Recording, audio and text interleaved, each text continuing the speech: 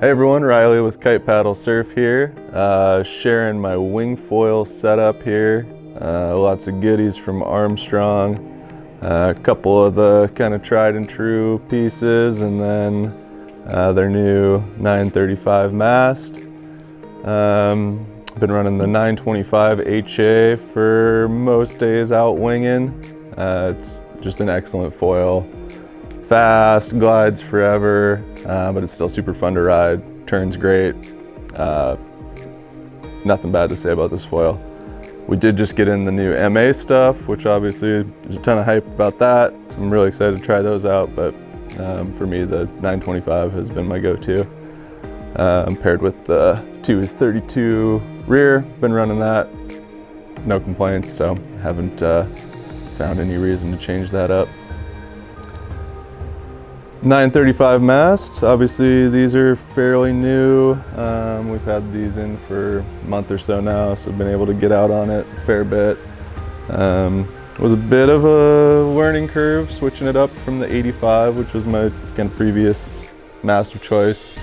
935, as everybody knows, is just stiffer, which translates to more response, quicker turns, better pumping. So any response, any input to the foil is just that much quicker, that much less delayed, quicker for those quick direction changes, rail to rail if you're carving turns.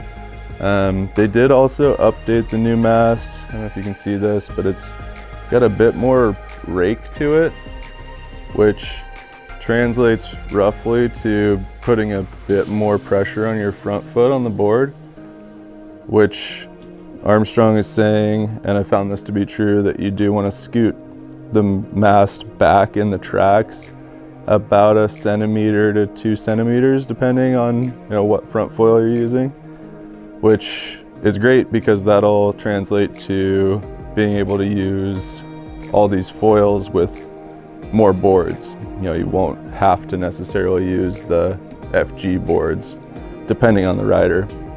I've found that for me with the 925, I'm setting this right about 5 to 6 centimeters on the tracks, so kind of dead center on those, which is great. Getting into the board, the wing sup, the FG, this is a 60 liter. Excellent board. Obviously these have been out for a while now, so all sorts of info about these out there. But one thing to note is Armstrong was able to just reduce the price on these across the board. They're citing supply chain efficiency improvements. Roughly a $200 drop on these across the board, which is great. Yeah, things I like about this board, it's super light. So, this whole setup, I don't know exactly how much it weighs, but much lighter than my previous setup. You can see the volume distribution. They've got all this volume in the rails, which, at this size makes the board quite stable, which is great. It lets you ride a smaller board. So, I think everyone's gonna benefit there. Like, where you would normally be able to ride maybe like a 80 liter, 75 liter board, like I can get away with this 60, which makes it that much more fun once I am up and riding.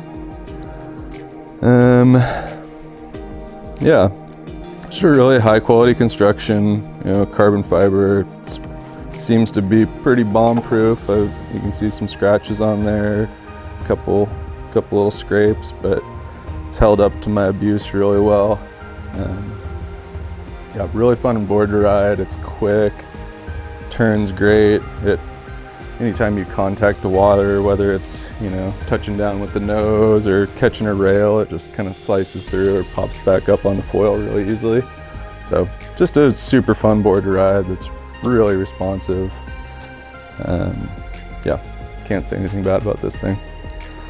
One cool thing to note, every one of these boards includes a board bag that is custom made for a given size.